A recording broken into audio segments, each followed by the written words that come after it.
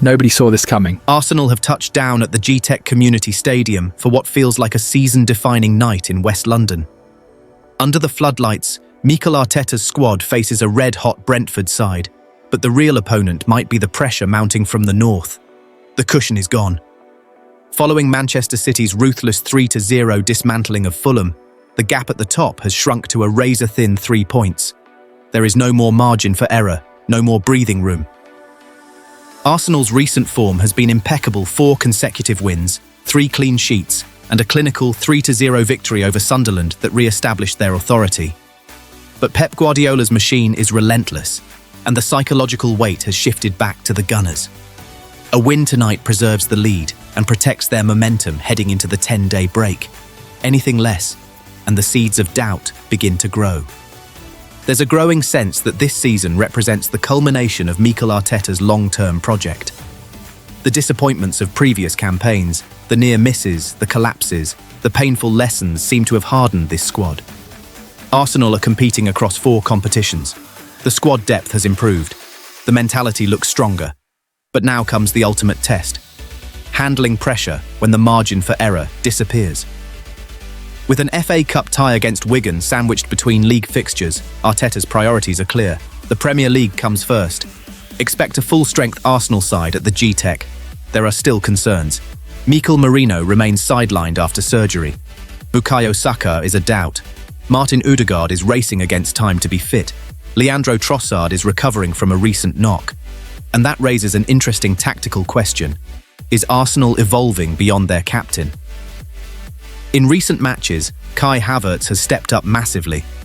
Fully fit and firing, the German has rediscovered his confidence and influence. His late winner at Brentford last season proved a turning point in his Arsenal career. Now, he has formed a promising partnership with Victor GYÖKERES. GYÖKERES, who has 8 Premier League goals this season, has been electric in 2026, scoring 6 in his last 8 games. Whether starting or coming off the bench, his impact has been undeniable. Arteta has repeatedly called his substitutes finishers, and the numbers back him up. Arsenal lead the league in goal contributions from substitutes, 16 in total. Martinelli, GYÖKERES, impact, speed, ruthlessness. It's becoming a pattern. Control the game, stretch the opponent, then unleash the finishers. But this will not be straightforward. Brentford are no longer the plucky underdogs of 2021.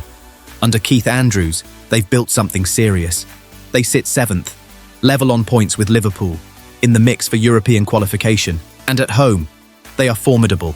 Only 2 home defeats all season, 6th best home record in the league, 5th best attacking and defensive home record. This is a fortress. Brentford are brimming with confidence after their 3-2 victory over Newcastle at St James's Park. That win showed character, quality, and belief. Despite losing key players last summer, Andrews has rebuilt smartly. Igor Thiago is the headline threat.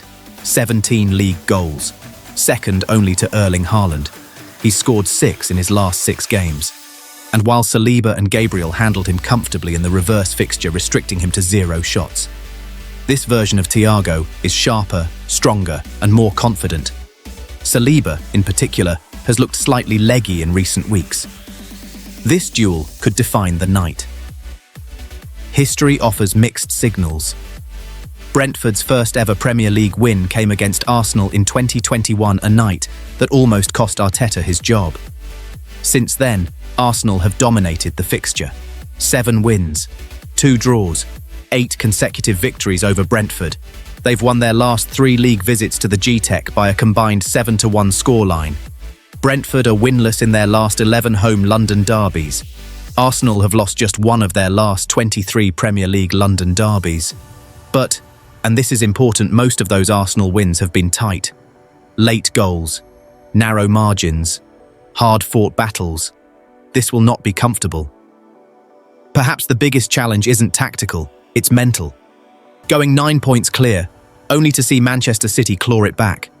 Watching City dismantle Fulham 3-0 and knowing the gap is now just 2 points. The emotional swing is enormous. If Arsenal slip up here and City keep winning, the narrative changes instantly. The wobble talk returns. The ghosts of seasons past reappear. Arteta insists they are taking it game by game. But everyone knows what's at stake. Trips to the Etihad and a North London derby still await. There is no margin for error. This is where champions prove themselves. Will Arsenal hold their nerve? Can Arteta's finishers make the difference again, or will Brentford rewrite the script under the lights? Another Arsenal Academy talent, another loan move. But this one feels different. Charles Sego Jr. has joined Kalmar FF on loan until January 2027. Not 6 months, not one season. 18 months in Sweden's top flight. For a player once tipped as one of Hale End's brightest attackers, this isn't just another temporary spell, it's a reset. Arsenal confirmed the move, wishing the 21-year-old winger well as he joins newly promoted Kalmar FF. The message was clear: development, opportunity, regulatory processes pending, but the direction is set. And this move isn't random, it's calculated. Sego Jr. joined Arsenal from Fulham back in July 2015. He grew through Hale End. He developed inside the Arsenal system. He learned the club's technical blueprint. This season, he featured 14 times for the under-20s. 5 goals, 7 assists, strong numbers, and enough to earn attention from Mikel Arteta. He was named on the bench for Arsenal's 3-0 Champions League win over Slavia Praha. A moment of recognition, but not a breakthrough. He didn't play. His only senior Arsenal appearance came in September 2023. Carabao Cup, Brentford, a milestone. But instead of momentum, what followed was instability. Loan to Swansea City. 2 brief substitute appearances. Less than 30 minutes total. 2 defeats. No rhythm, no platform. Then Shrewsbury Town. 18 appearances, 0 goals, 0 assists. Recalled mid-season, back to the academy. For a player judged on output, that sequence hurts. Sego Jr. himself understands the standard. He said it clearly. Modern wingers are judged on goals and assists. Beating a defender is no longer enough. Flair isn't enough. You must produce. He openly admitted that while individual skill matters, end product defines value. That awareness is important. It shows maturity. Interestingly, Sego Jr. also spoke about something deeper: leadership. He described becoming one of the older academy players, mentoring younger teammates, stepping into a more vocal role despite being naturally quiet. That evolution matters, because loan spells test more than technical ability. They test personality. His reflections on Swansea and Shrewsbury were honest. He called them learning curves, stepping outside comfort zones, adapting to different systems, different expectations, different pressures. Men's football is unforgiving. Every result matters. There's no developmental cushion.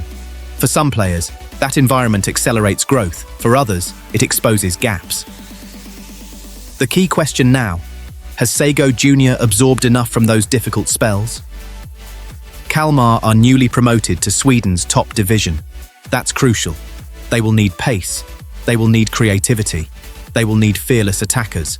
Sego Jr. fits that profile. And importantly, this isn't a short-term emergency loan. This is a structured, long-term opportunity. 18 months gives him stability, consistent minutes, time to adapt, space to develop. That duration suggests belief. Let's be direct. At 21, you are no longer a promising kid. You are entering decision time. Either you force your way toward first-team consideration or drift toward permanent departure. This loan will clarify his trajectory. If he produces in Sweden goals, assists, consistency, Arsenal will notice. If not, the pathway narrows. Arsenal's first-team attack is stacked. Bukayo Saka, Gabriel Martinelli, Leandro Trossard. Minutes are scarce. So for Sego Jr., this isn't about immediate return. It's about proving he belongs at the level. And sometimes, you have to leave your comfort zone to accelerate growth. Sweden's top flight is physical but technical. It rewards direct wingers. It offers tactical structure without Premier League chaos. If Sego Jr. can, improve decision-making, sharpen final delivery, add consistent output, he could rebuild his narrative. Because right now, his senior career reads as promise interrupted. Kalmar offers the chance to rewrite that. This isn't a glamorous headline move. It's not Real Madrid. It's not the Premier League spotlight. But sometimes, career-defining steps happen away from the noise. Charles Sego Jr. has a point to prove, and for the first time in a while, he has real time to prove it. Sweden won't guarantee success, but it guarantees opportunity. Now it's about execution.